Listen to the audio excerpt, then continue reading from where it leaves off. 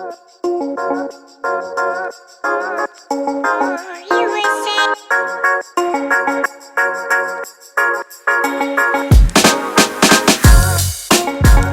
is up, BachPod squad of zero? As of last week, 0 views. Let's go. The Ryan and Jacob show is back for the next bachelorette recap of Michelle's season. We got the guys coming into Minnesota in this episode. We're in a new location. We got some new scenery.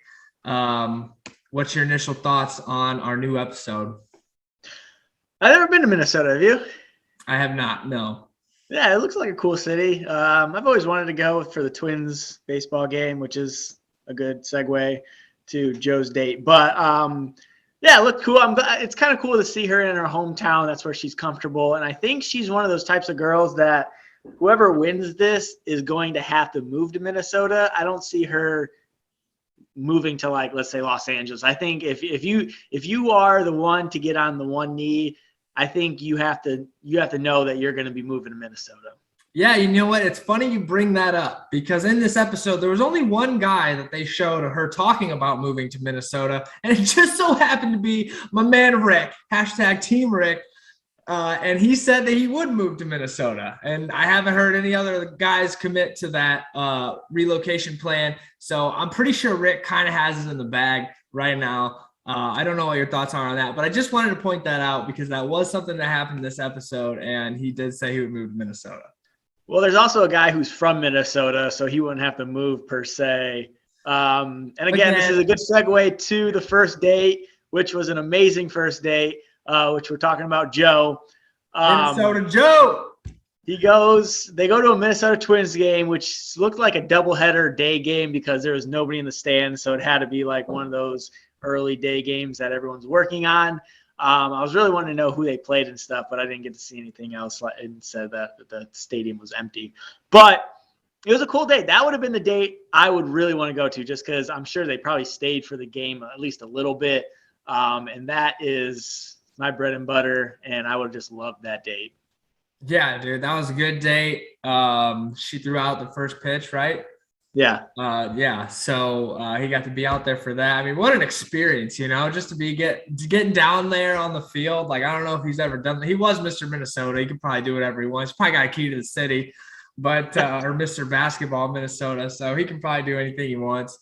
But yeah, dude, that was a great date. He knocks it out of the park. And then they went somewhere after that. Was that when they went to the fair? Yeah, they did. Ferris wheel? No, the Ferris wheel was after the dinner date. That was after dinner. You're right. Yeah. After the game, I don't know where they went. Oh, they went to her school. Oh, yeah. Yeah, so they went to the locker. And they kissed by the locker, super romantic. And they walked around. They looked at her yearbook and some of her trophies. She was flexing. For sure. And I think Joe was definitely eating it up. And then they went and played one-on-one in the gym. And I think Michelle's thing was that she was beating Joe in a dress, which I think was a romper, not a dress. I don't know. But anyway, it was a cool day. Like, Joe knocked it out of the park, especially when they go to the dinner portion and he talks about, like, he opens up about – before that, though, he talks about how he's closed off individual and he's only, like, seen his dad cry, like, once or twice, and, like, he doesn't do that.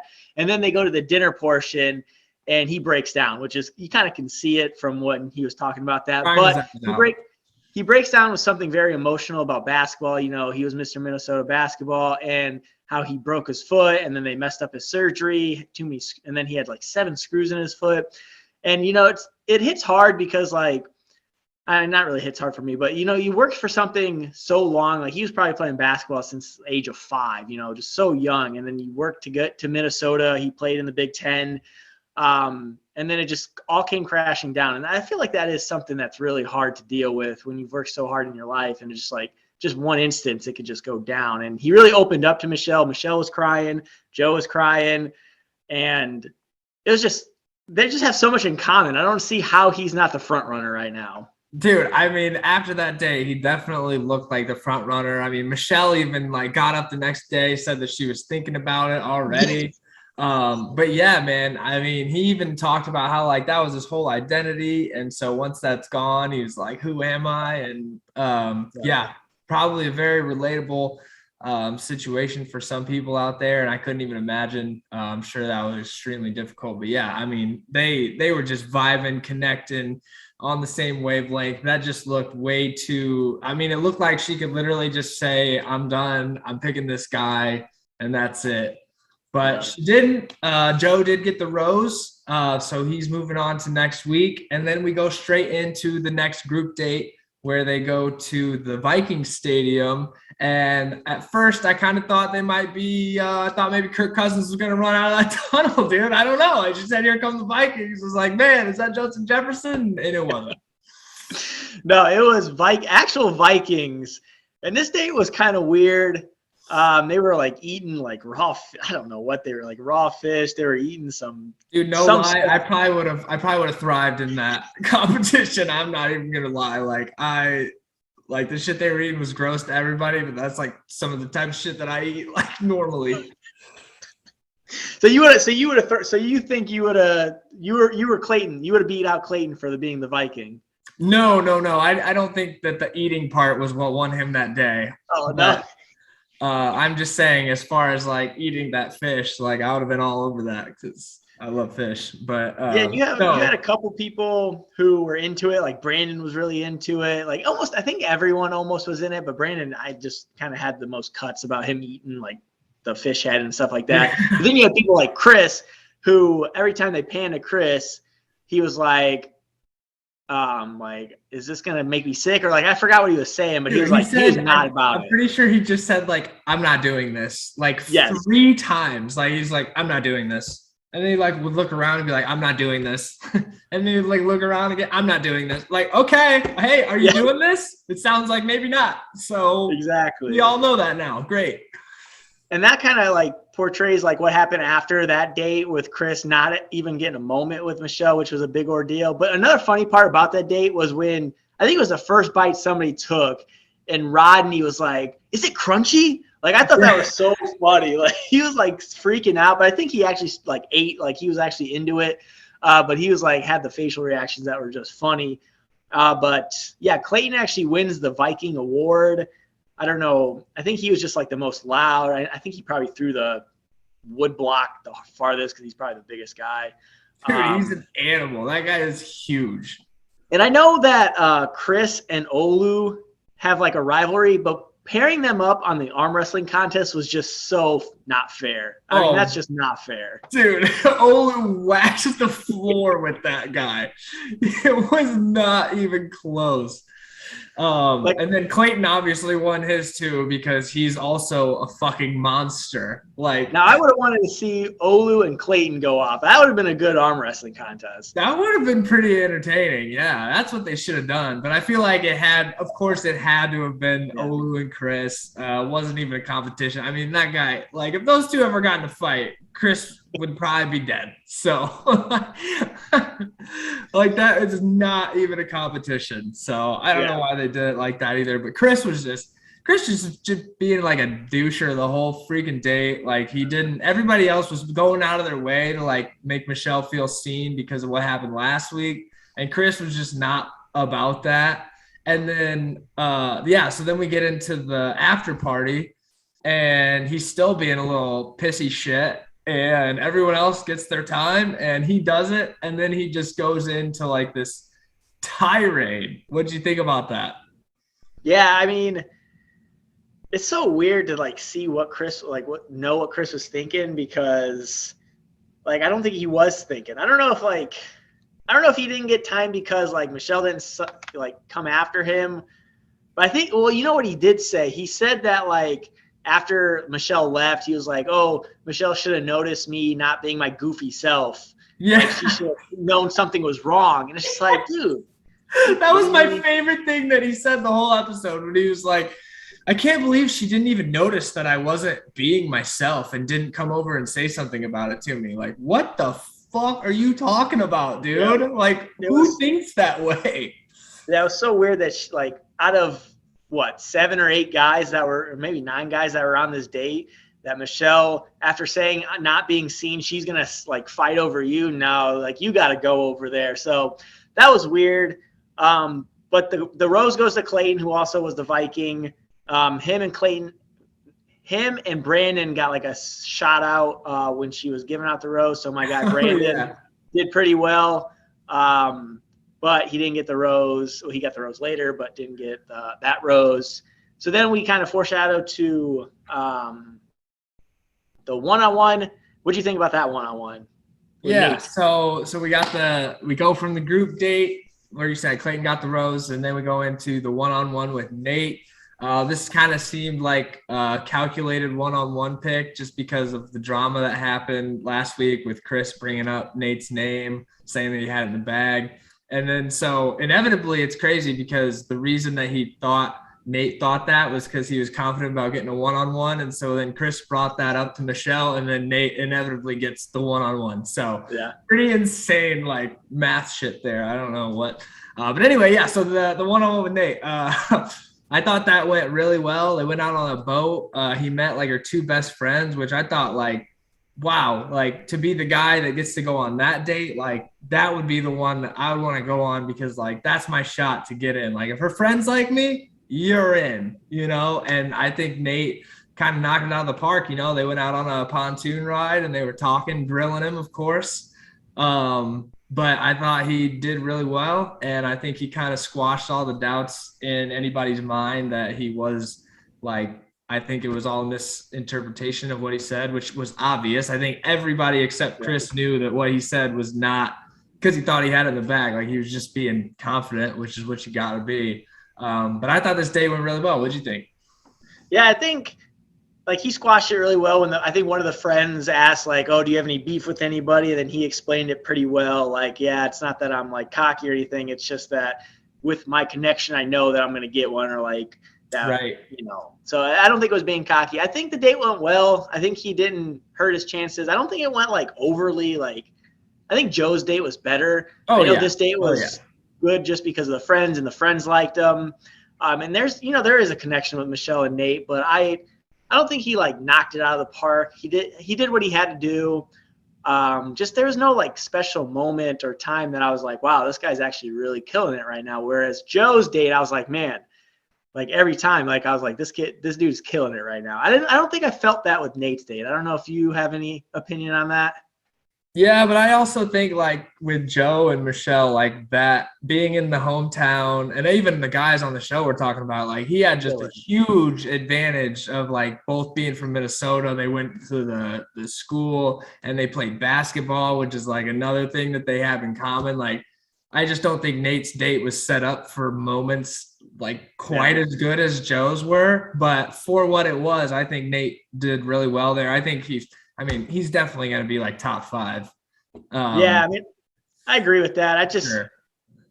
I don't know if Nate didn't really open up like a lot of the guys has already. You had Rick talking about his dad. You had Joe talking about the seriousness of his injury. You had what if he doesn't have anything like that? Like that's one thing I always think about when there's people on this show. Like they have all these like crazy stories and journeys, and some of them are like crazy emotional, and that's awesome. Some of it's not awesome, but awesome that they've all like made it through and out of that. But there's got to be people on here that don't have, that was like, yeah, I kind of like just grew up and everything was pretty cool. Like and maybe that's like, maybe you need something huge, a big emotional bomb to drop to really get that connection. But I don't know. What do you think about that? Like, do you think there's people like that on here? Yeah, I don't know if I was like, if we're thinking about Rodney's date, I don't think he had like a big thing. I think his big ordeal was like, oh, he's always felt that he was, not the best looking, not the strongest, not the biggest guy. Yeah, but he also had his dad like walked out on him when he was like a baby. Yeah, I feel like that's bad to say, but I feel like a lot of guys that has happened. I don't know. It's weird. I mean, I agree with you. I don't think there is. I think Nate maybe had a perfect life, but it's still, you can go into detail about that. You can talk about how Oh, and your mom raised you and yeah, stuff and like that. I just didn't feel that way. I'm not saying he did or didn't have a perfect life. I have no idea. Like, I don't know what his story is. Right. I'm just saying, like, that might be why nothing like that's come up yet. It may not be. Maybe he is still like closed off a little bit too, and he doesn't want to open up yet. But I'm just like, that was always been a curiosity in my mind. Like, I mean, there's got to be people on there that don't have those crazy emotional stories. And not to take away from the people that do, but I mean, you got to admit, like, when those emotional stories get dropped, like, your connection is just like 2x right there in that moment. Yeah. It's like they're right there listening to you. You're opening up, you're pouring yourself out. Like, that is a special type of connection that some people might not get. Yeah, and that's definitely a good point. And maybe Michelle, because Michelle and even Matt and a lot of the seasons we've watched, they want you to be open. They want you to be vulnerable and stuff like that. It's hard to be vulnerable when you have had a good life and you're like, nothing's wrong. So it's tough to open up like that. But I don't know. I feel like maybe even to get on the show, there has to be that one thing that, like, maybe, yeah. And I've always thought that too, because it seems like so many people have, like, some people have crazy stories that they've been through, and it's nuts to, like, hear what some people have had to overcome. But yeah, like, I think that all the time too. Like, I think that about almost so many reality shows. Like, you always hear these stories, and it's like, man, do you have to have these stories to get picked on some of this stuff? Like, I don't know. But yeah, nonetheless, we're spending way too much time on this one-on-one. Nate has a great date. He ends up getting the rose, and from there, I'm big insane. Thing happened. Yeah, an absolutely insane thing happened. I think we've only seen this on maybe one other season, but we got a guy that comes in and interrupts the one-on-one dinner. No one other than Chris S. comes in all steaming, like, he's like, I got to talk to Michelle. I got so many of these things I need to talk to her about, of how she's upset me, and all the stuff I told her last week was falling on deaf ears. And I got to talk to her about this now. It just can't wait. Yeah. He crashes the one-on-one. And I think Nate actually handled it very well. He didn't, like, throw a fit. And then even when Michelle came back, he was like, I don't need to know what you talked about. I just I'm glad you're back. So, but yeah, Chris gets Michelle, and he talks about how he's not, I don't even know what he said, but I was just glad that he's gone. Michelle kicked him to the curb, no connection. I feel like he shouldn't even been on he should have went home last episode, but I feel like this is kind of just a ploy by the producers saying, hey, we need this guy for another, predicament that you have, which I think another, not to go ahead of myself, but I think that's another reason why, or that's the reason why Martin got a rose this week, because his but his thing with Michelle in the after party or the dinner before the rose ceremony. Rose ceremony, yeah, was a disaster. But anyway, yeah, we'll get into that after this. Yeah, Chris gets booted. I'm glad he's gone. He was pretty. I don't even think he was like. He wasn't like the most drama-filled guy we've seen, but he was just like a annoying guy that, like, nobody in the house liked, and he was just like a different type of, like. Dude, he was a freaking weirdo. Like, just like I said, when he was going, like, I can't believe Michelle didn't notice that I wasn't being myself and didn't come talk to me about it. Like, that right there, I was like, oh, yeah, okay, this guy's nuts. So let's move on from that. And then he crashes the one-on-one, and I'm just like, okay, well, he needs to go now. And then she kicked him off. And I thought that was great, too. I loved that. Yeah, she kicked him off. Nate got a rose. It was a good day by Nate. I think he, like you said, I think he's top 5 as well. I think he goes pretty far. I think probably top 3, I would guess. If I had to guess my top 3, I know we're not. I'll ask you your top 3 after this. But if I had to guess my top 3, I think it would be Brandon, Joe, and Nate. I think those would be my 3 guys I think I see in the top 3. Do you have one? Or do you have 3 of them? I was gonna say Rick, Joe, and Nate. So and maybe Brandon down there at 4, and maybe Clayton at 5. Yeah, Clayton actually showed up too. I feel like he'd be a dark horse, but I don't think he's going to win. He might be a good bachelor for next year if they're looking for that. But anyway, we get to the before the rose ceremony dinner party, And yeah, so what I said was with Martin, it was just a disaster one-on-one situation. He just kept rambling and rambling, just digging the hole deeper and deeper and deeper. And then Michelle was just feeding into it. She's like, why do you think that? Oh, well, why is that? And he just kept talking and talking. And I honestly don't know why he got a rose. Like, I thought he was gone. I thought the exact same thing. And she said his name like twice or second. And I was like, why is he getting her? I mean, I thought we were all on the same page. And then after that conversation, he was gone. So yeah, I don't know what the deal with that is, but maybe like you said, they kept him around one more week to maybe have some sort of crazy event happen next episode. I don't know. But Martin's days are numbered. Like, there's no way this guy's going on. I just don't understand what she's keeping him around for at this point. But yeah, that was probably the highlight of the pre-rose ceremony party. Except for when Rick and her went out on a city stroll and they danced on the sidewalk, which was, I mean, just come on. That's like level 10 romance right there. And I mean, Rick is just a front runner for sure. I way too early fave to remind all of our fans, but that was, did you have anything else to highlight for the pre-rose ceremony before we go into who we lost this week? No, yeah, everything went well. There was no real drama except with the Martin situation. Brandon's birthday, so he got a birthday cake from Michelle, so that was sweet. I think Michelle's really vibing with him. I think he's definitely going to win. She remembered his birthday, so I mean, you don't do that for anybody. The producers probably set that up, but yeah, okay. I think it was a good cake. He was excited, she was excited, and they shared a kiss. So I mean, it is what it is. Okay. All right, so we'll go from there. Rick's definitely better than Brandon. # Team Rick. All right, so we'll get into the rose ceremony where we lose, I think, 3 guys. Is that right? 3, including Chris. Yeah. So we lost Chris S. After his big, bold rush into the one-on-one. What a clown.